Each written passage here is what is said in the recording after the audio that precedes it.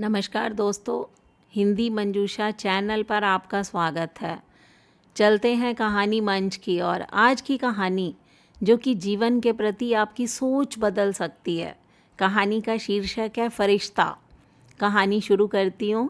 शौर्य ने अपनी पत्नी सौम्या को देखकर कहा कि छाती में सुबह से दर्द हो रहा है, डॉक्टर को बताकर आता हूँ। हाँ, मगर संभल कर जाना, काम हो तो फ़ोन कर लेना। मोबाइल में देखते देखते पत्नी सौम्या ने शौर्य को जवाब दिया। शौर्य एक्टिवा की चाबी लेकर पार्किंग में पहुंचा। पसीना बहुत आ रहा था, एक्टिवा स्टार्ट नहीं हो रही थी। ऐसे वक्त हमारे घर का काम करने वाला राजू साइकिल लेकर आया।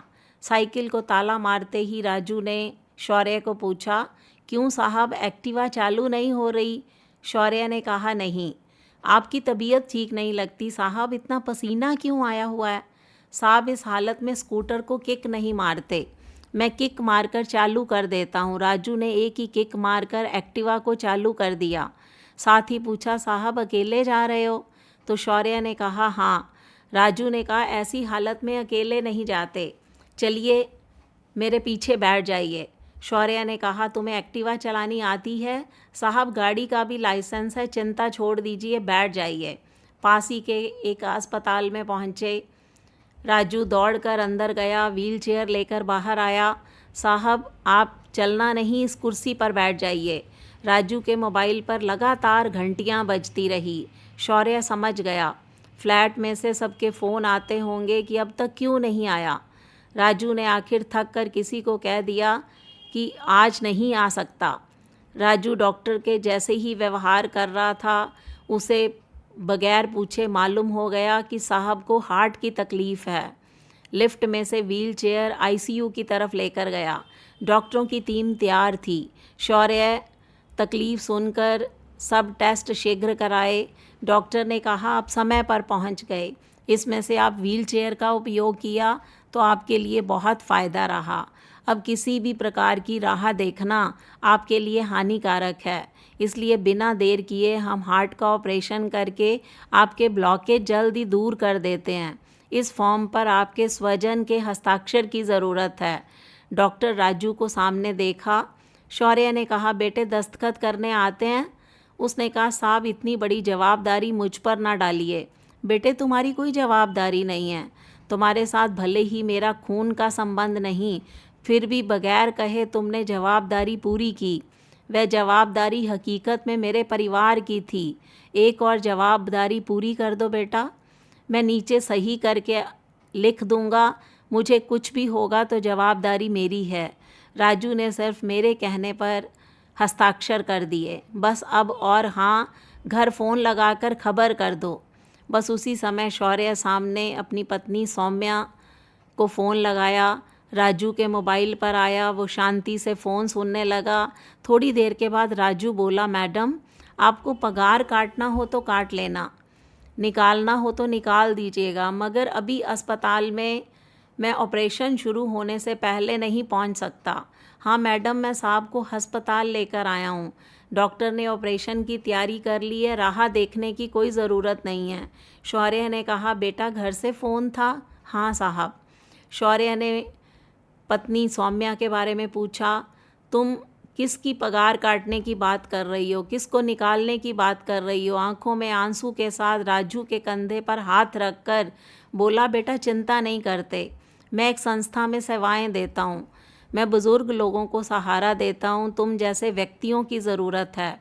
तुम्हारा काम बर्तन कपड़े धोने का नहीं है, तुम्हारा काम समाज सेवा का है। बेटा पगार मिलेगा, इसलिए चिंता बिल्कुल भी मत करना। ऑपरेशन के बाद शौर्य होश में आया। सामने पूरा परिवार नतमस्तक खड़ा था, आंखों में आंसू थे लिए। बोले, राजू कहाँ है? पत्नी सौम्या बोली, वो अभी छुट्टी लेकर गांव चला गया, कह रहा था उसके पिताजी हार्ट अटैक से गुजर गए, 15 दिन के बाद फिर आएगा। अब शौर्य को समझ आया कि उसको मेरे अंदर उसका बाप दिखाई दे रहा था। हे प्रभु, मुझे बुझाकर आपने उसके बाप को उठा लिया। पूरा परिवार हाथ जोड़कर मूक नतमस्तक माफ़ी मांग रहा था। एक मोबाइल की लत व्यक्ति को दिल से कितना दूर कर देती है। यह सारा परिवार देख रहा था। यही नई मोबाइल आज घर घर लड़ाई का कारण बन गया है। छोटी छोटी तत्काल अपने माँ बाप को बहू बातें बता देती है, माँ की सलाह पर ससुराल पक्ष के लोगों के साथ बुरा व्यवहार करती है। 20-20 साल में ससुराल पक्ष के लोगों से अपनापन लोग नहीं जोड़ पाते। तो डॉक्टर ने आकर कहा, सबसे पहले ये बताइए राजू भाई, आपके क्या लगते हैं? शौर्य ने कहा, डॉक्टर साहब कुछ संबंधों के नाम गहराई तक ना जाएं तभी बेहतर होगा, संबंधों की गरिमा बनी रहेगी।